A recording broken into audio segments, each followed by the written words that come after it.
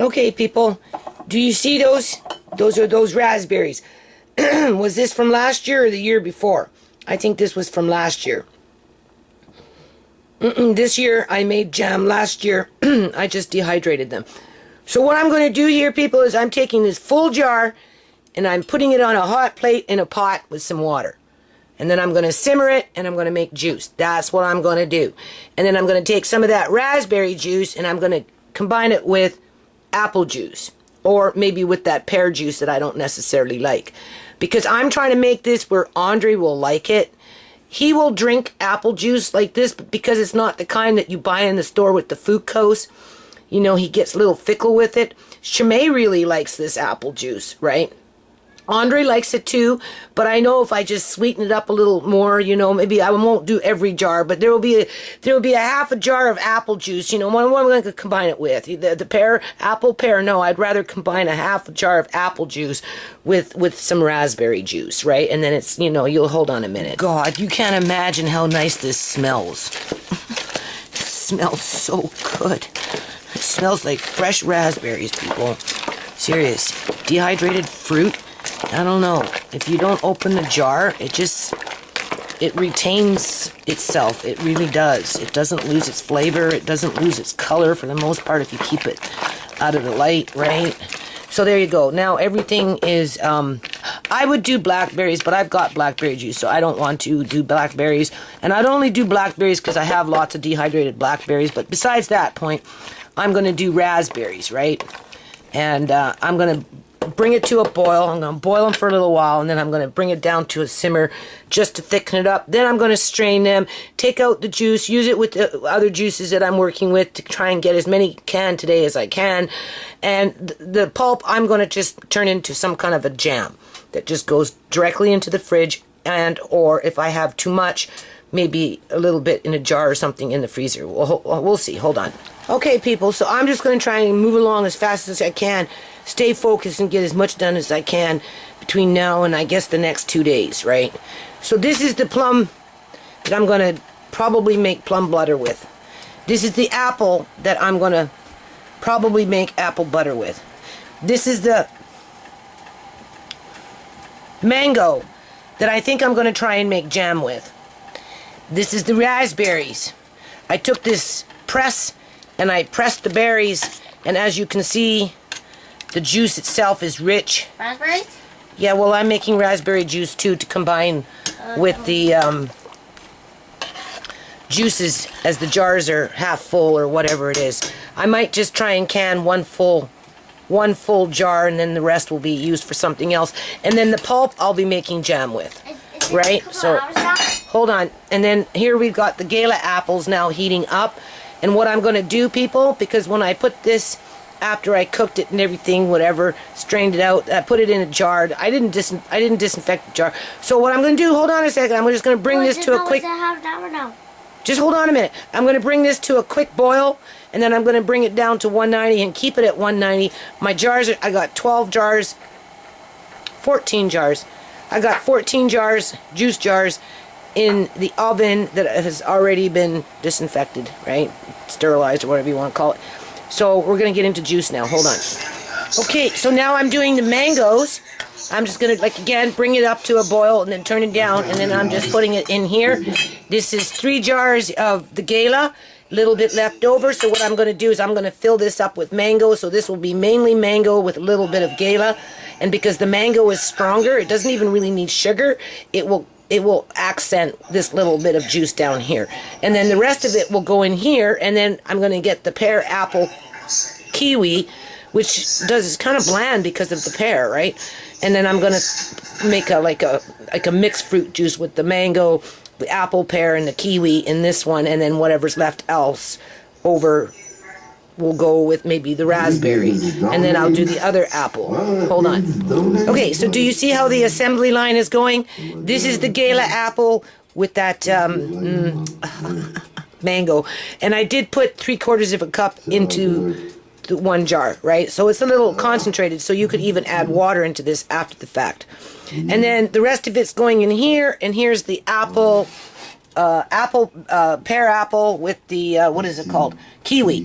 This one I'm not too fond of. It doesn't really have too much taste because of the apple, or that pear apple. It doesn't just, I don't know. Let me taste it now. Well, it tastes like juice. So I'd only probably put maybe a half a cup of sugar, and then I'm going to take that after it comes to a boil, right? And then I'm going to put it in here. And then I'm going to go to the next jar. Hold on. Okay, so what's happening now, people, is because of the way I'm doing it, right? I had the jars here. Eventually, I ended up putting on the lids. Oh, my Lord, I gotta sneeze. Anyway, and then I ended up putting on the cap. Not too hard, but what it did is it kind of, because the juice was hot when it went into the jar, right? The jar was hot. And then it sealed the jar. Okay, so whatever. Finger tight screwed the lid on, but the jar had already sealed itself. But that's kind of called like an open kettle canning, which you're not really supposed to do, okay? In this case, when you're doing juice, after you've done whatever you've done, even if it was raw juice, if I just used straight up raw juice, you'd still have to pasteurize it at 190 for something like 30 minutes. Okay, but you can see how I did it because I just doing it that way, right? So in the meantime, you still have to cook it for 30 minutes at 190, I would think. That's what I do. So there's my candy thermometer. And as I put my jars in there, even though they had sealed, because they sat on the counter and then my landlady came by, so I kind of got busy in the garden for a little bit, right? And gave her some tomatoes, green tomatoes. A couple of beets and a cucumber, right? And it was pouring rain. So by the time I got back, those jars had sealed. So I stuck them in there anyway. And now that they're in the water, what's happening is they're popping open. Well, they're not popping open, but they're popping up. Instead of popping down, they're popping up. And I see little bubbles escaping, so that's good, because otherwise the jar would crack. And I would lose a jar of juice, and it would overspill, because it's juice. So far, that hasn't happened yet. So as long as I don't bring it to a hard boil, it should probably be okay. All I have to do is just bring up the thermometer to 190 and then hold it at 190 for 30 minutes. Don't take your jars out right away from the canner, people. Once you turn off the heat, you have to give it 5 minutes or so for the pressure to change within the hot water before you pull your jars up straight with your jar grip, right? Otherwise, if you take out your jars too soon, hot to cold will make the liquid come out from the seams and you'll lose juice. So after you turn off your heat, let them sit for 5 minutes just so that the pressure changes within the canner, and then lift them straight out, and hopefully chances are you won't lose anything coming out of the jar gushing from the rim. So we're almost at 190. Almost. And I did say that my burner was going, right? Well, it did. So I scooped up on one downstairs. I have some around the house, of course. You know, you find these things when you don't need them, and then when you need them, you don't know where they are. So I just went downstairs anyway and just grabbed one temporarily from the stove downstairs. So I'll be back. Hold on. Okay, so this is where we're at. 3 galas. The, it just always slips in my mind. The mango. The dollar store bag apples with a little bit of mango, and the apple, pear, and the kiwi. Here is the plum, which I'm going to heat up very soon. Here is the raspberry. I'm going to put probably about 3/4 cups of sugar in that, to maybe a half a cup to 3/4. I'll do a half a cup first, but it will probably lean more towards a cup. They recommend 1 cup to 2 cups of sugar per quart. That's almost a quart, so it could take up to almost a cup of sugar, right? And then we have a little bit left over of this apple. So hold on a minute. Okay, so what I did is I put 1.5 cups in this. It's quite strong. And when I can it, and when you open it, you can actually dilute it with a bit of water. So it's like fairly concentrated, I guess you can say. Look at how nice, rich the color is. Okay, so 2 raspberry and 1 plum with just a tad bit of raspberry. Yeah, and then we've got the little bit plum left over and a little bit of apple, and that's it out of all that juice, people. You can see what's going on here. So I'm going to put these in the canner. And then I think I'm going to try and attempt to make some tomato juice. Okay, so now we're going into the zucchini relish. Here's that trusty recipe right there. You can see it. It's pretty tasty, people. And if you want, you can put some hot chilies in it as well. So I'm going to do, again, I'm going to do a normal batch, and then whatever's left over, I'm going to throw some hot chilies in it. So first we're going to take half of whatever's in here. So hold on.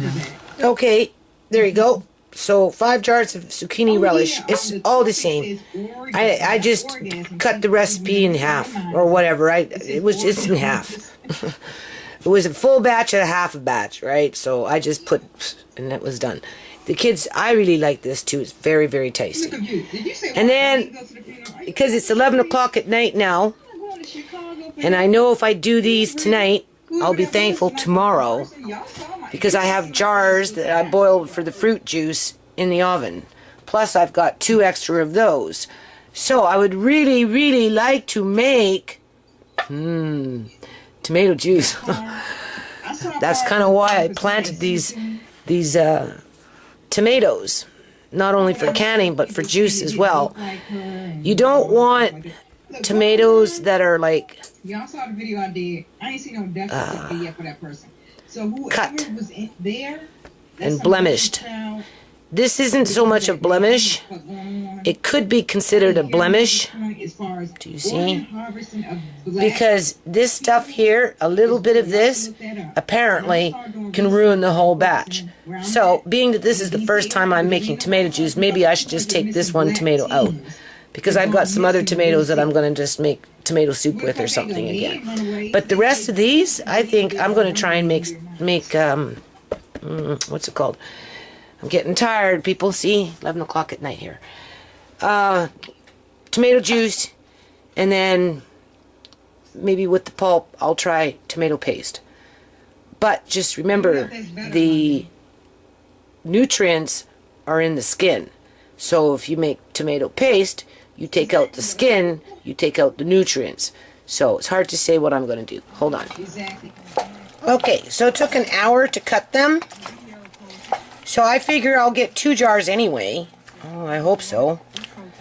Right? I mean, this is just a trial. It's kind of hard to find the perfect tomato. Right?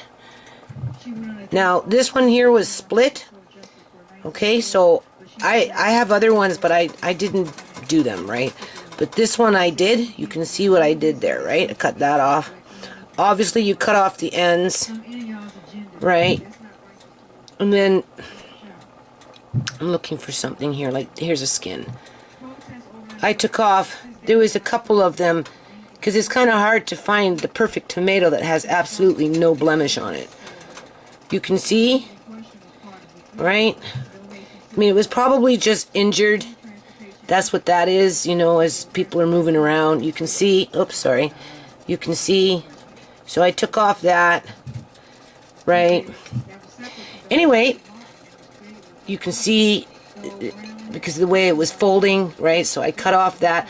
Anyway, now I want to make V8. Hold on. Okay. Anyway, as you can see, it's cooking.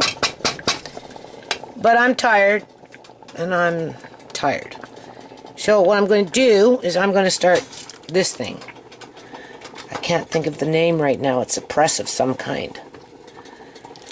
And then what doesn't go through, I'm going to put back in the liquid and continue. Now, I just looked online, and I am going to put lemon juice in with my tomato juice, right along with a bit of sugar.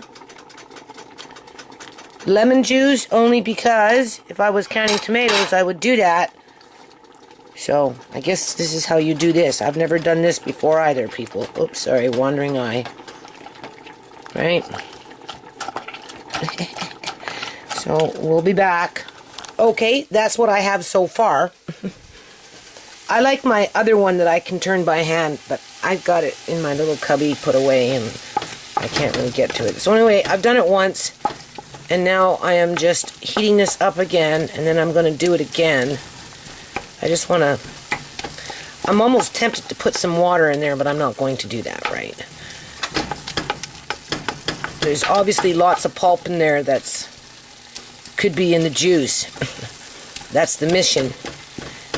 So, I'm just going to let this cook for a little while. If I didn't have jars in the oven, people, I would have baked them in the oven. And then I would have put them through this thing. Hold on. Okay, so it's looking pretty good. Now what I've done, and I did look online, I've added 2 tablespoons of lemon juice, the bottle kind. Most people say bottled. Now I've done tomatoes in the past where I've squeezed lemons, so I guess I'll boil them. But besides that point, I added 1.5 teaspoons or so of sugar and 1/2 teaspoon of salt. So 2 tablespoons of lemon, 1.5 teaspoons of sugar, and 1/2 teaspoon of salt. And I've got 2 jars here anyway, so I would say that's 2 jars and a bit. So I'm just going to bring it to a boil now. Let it boil for 2 or 3, 4 minutes or whatever. That's what I read. Just bring it to a high boil. Didn't say how long to boil it for, but this is a nice consistency. So I'm just going to boil it for a few minutes, and then I'm going to put it in the jars, and I'm going to can it at 190 for 30 minutes. Right. Probably doesn't need 30 minutes, but I'm going to do 30 minutes anyway. Hold on. Okay.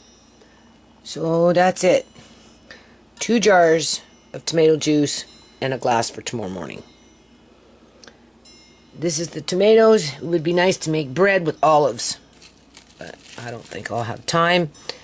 And then that's the raspberry. Obviously it lost its color because it was dehydrated, because when you dehydrate them, they lose their color. They're not bright red, right? But as you've seen, as I was cooking the juice, it was perfectly fine. So, yeah. 20 minutes after 3. That's what I did today. That's 20 minutes after 3 a.m. in the morning now, people.